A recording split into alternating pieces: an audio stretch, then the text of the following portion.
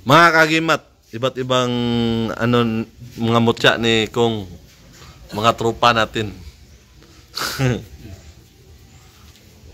Nag-ano kami dito eh. Blessing kanina mga kagimat. Maraming mga ting-anting. Yung ibang kasama natin, wala. Umalis na. Kasi kami na lang natira. Anong gamit ito, bro? Ito, bro. Kuha na siya. Ha? Anong gamit? Limatok. Ha? Pampaswerte. Pampaswerte. Pero ito mga kagimat, hindi to binibinta kasi sarili niyang gamit. Sarili. Binigay lang din sa kanya mga kagimat. So, gamit niya sa pampaswerte. Meron kasi siyang negosyo. So, palagi niya itong dala-dala. Pero, ano mga kagimat, yung bato mismo, meron din to, sa ritual, nalagyan to ng gabay. Sa ritual, tapos yung bato mismo. Pero yung ganito, yung forma niya, hindi ako masyadong sigurado kasi sa panahon ngayon, marami kasing nag-grinder eh. Nag-grinder ng mga bato. Linta. O, linta. Pero yung bato, meron siyang more on to klase eh. Parang milky quartz mga kagimat. Meron din siyang gabay. Yung kanto. Ito bro, ano to bro? Anong dala nito bro? Gayuma. Santa Barbara ang inilagay nito mga kagimat. Yung orasyon Santa Barbara, yung pantawag niya, binasbasan ito. Ito yung binasbasan siya Santa Barbara. Ang gabay nito Santa Barbara. Open yung third eye niya mga kagimat, nakakita siya. Kung open yung third eye niyo or mayroong open yung third eye, makita mo kung anong karga bawat isa ng mga bato na to.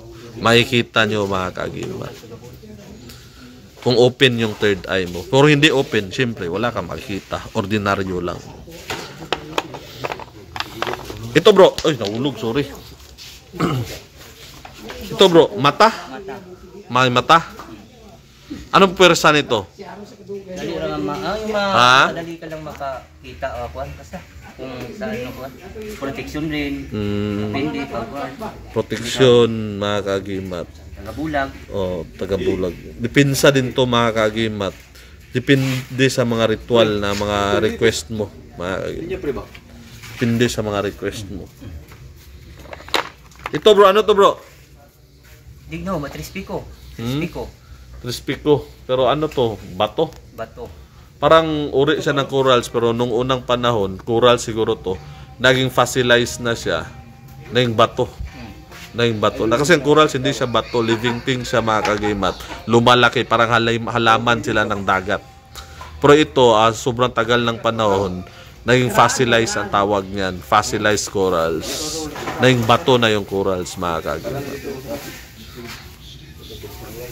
More on Tapos ito mga kagimat, maraming nagsabi na mga ganito, marami akong makakilala, ganito yung karga. Hindi to first time ko nakita ng ganito na uri na bato. Ang tawag nila ito, mutya daw ng mga bubuyog ba? Pampaswerte, gamit nila sa pampaswerte.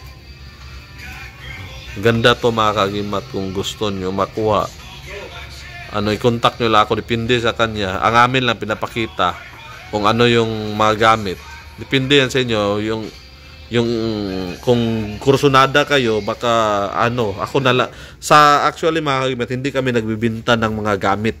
Pero yung maraming gustong kumuha, maawa naman tayo kasi gamit nila, proteksyon nila, binibili. So, ang nangyari, naibintahan na. Pero ang pinakauna sa lahat, hindi kami nagbibenta ng gamit. Pero marami talagang hindi natin maiwasan. For example, ganito, may mga tao na matagal na padagal na panahon naghahanap ng ganitong uri ng bato. Kasi base sa story nila, sa mga testimony nila, meron silang makakilala or pariente na merong gamit nito, sumerte sa buhay. Kaya naghahanap sila. Once nakita sila nito sa YouTube channel natin, yan yung rason na bibilihin nila. So, maawa naman tayo, kaya binibenta na lang. Pero unang-una sa lahat, hindi tayo nagbibenta.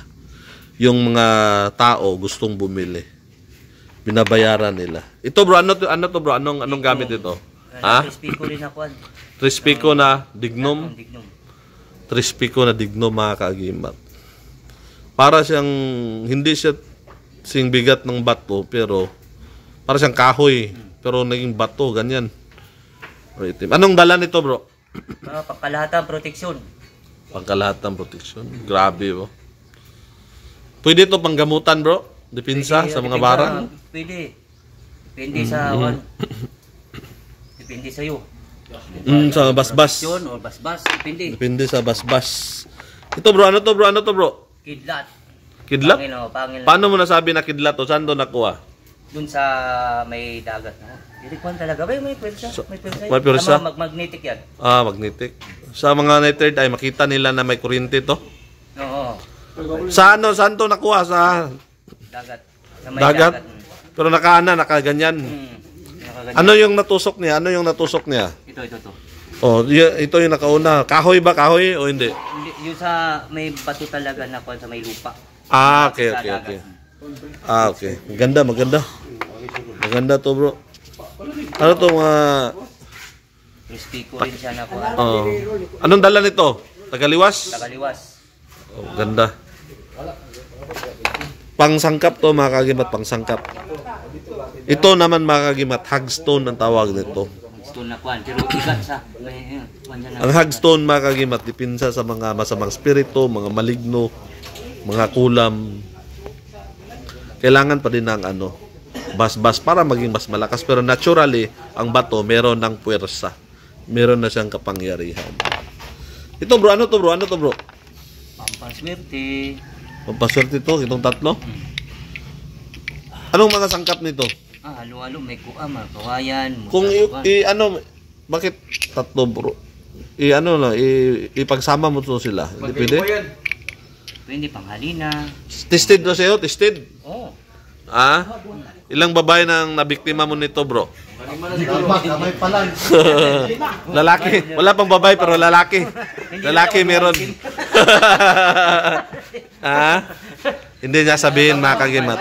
Hihiya siya. Hindi niya sabihin. Pero meron na siyang business. Sa business. Negosyo. Kasi baka hindi niya bibinta basta-basta. Baka gamitin sa masama. Maraming babae. Oo. Oo. Pero hindi niya sabihin kasi nahihiya din siya. Pero hindi niya ito binibinta. Kasi baka gamitin sa masama. Yan lang mga kagimat. Ano to bro? Anong dala nito bro? Linta. Gamit to pampaswerte. Tapos dipinsa sa bakbakan. Matagal na to sa iyo. Sakto lang.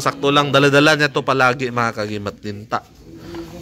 Natural talaga to mga kagimat, natural talaga na hindi ito inukit or gininder. Magandang uri mga kagimat. Sa mundo ng hiwaga at kababalaghan, ako ang iyong kagimat na si Paraon. Marami pong salamat sa inyong panunood.